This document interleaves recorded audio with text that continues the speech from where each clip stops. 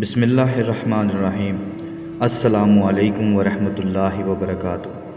دوستو، یہ ذی الحجہ کا مہینہ جو کہ حج کا مہینہ بھی ہے، جو ہر صاحب استطاعت پر فرض ہے، اور اسی طرح سنت ابراہیمی حضرت ابراہیم علیہ السلام کی وہ قربانی جو ان کی آزمائش تھی، ان کی یاد میں بھی اس قربانی کے مہینے کو منایا جاتا ہے۔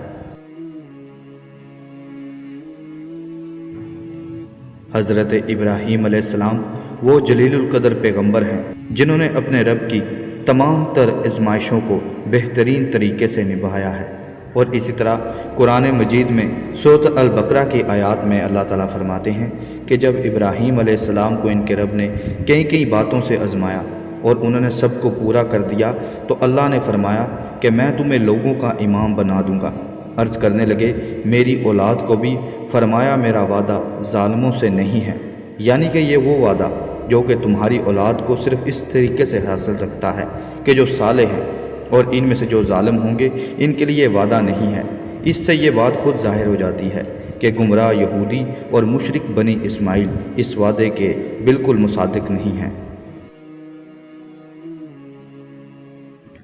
اسی طرح سورۃ الصافات میں بھی ذکر آتا ہے کہ جب حضرت ابراہیم علیہ السلام نے دعا مانگی کہ اے میرے رب مجھے نیک بخت اولاد عطا فرما، تو ہم نے اسے ایک بردبار بچے کی بشارت دی۔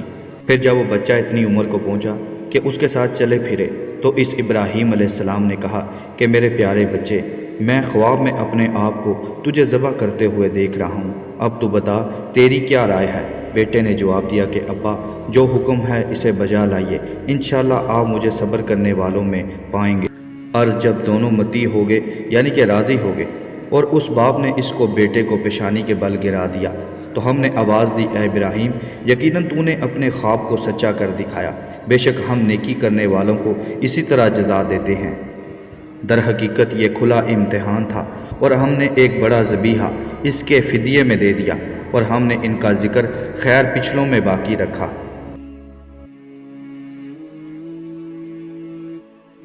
حضرت ابراہیم علیہ السلام کی عمر جب 87 سال کی ہوئی تو انہوں نے اللہ تعالیٰ سے دعا مانگی، اور اللہ تعالیٰ نے ان کو ایک بیٹا عطا کیا۔ اور 99 سال کی عمر میں جب اس کی عمر تقریباً 12 سال کی ہوئی تو پھر اس کی قربانی کے لیے اللہ تعالیٰ نے انبیاء کرام کو خواب دکھایا، اور انبیاء کے خواب سچے ہوتے ہیں۔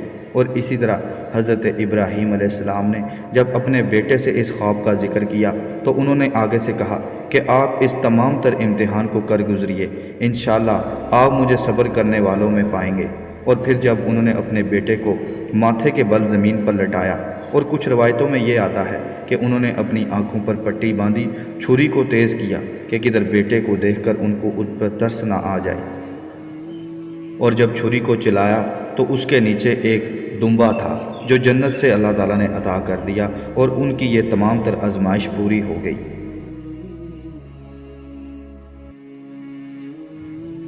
دوستو، اس کے علاوہ بھی حضرت ابراہیم علیہ السلام کو مختلف قربانیوں اور آزمائشوں میں سے گزارا گیا۔ نمرود کے آگے دین حق کو بلند کرنے کے لیے بھی ان کو آگ میں پھینکا گیا، تو تب بھی حضرت ابراہیم علیہ السلام نے اپنے اللہ کی طرف ہی رجوع کیا، نہ کہ فرشتوں کی مدد کو حاصل کیا۔ اور اسی طرح اپنی قوم کے بتوں کو توڑنا اور تمام تر قوم کے آگے حق کے لیے کھڑے ہو جانا، یہ بھی بہت ہمت تھی کہ اپنی جان کی کوئی پرواہ نہ کی۔ اللہ تعالیٰ کے یعنی کہ خانہ کعبہ کو تعمیر بھی کیا، اور اسی طرح دوسری تمام تر آزمائشوں میں سے وہ بہترین طریقے سے کامیاب ہوئے۔ سو اللہ تعالیٰ نے اس امت کا ان کو امام کر دیا۔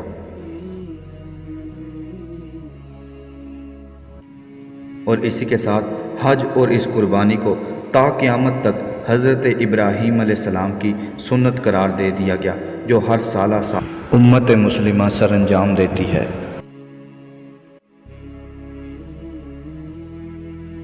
اللہ تعالیٰ سے دعا ہے کہ وہ ہمیں ان عظیم تر پیغمبروں کے نقش قدم پر چلنے کی توفیق عطا کرے، اور اللہ تعالیٰ سے دعا ہے کہ ان کی تمام تر زندگی اور ان کی تمام تر محبت ہمارے دلوں میں عطا کرے۔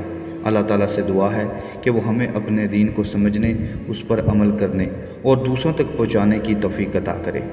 السلام علیکم ورحمۃ اللہ وبرکاتہ۔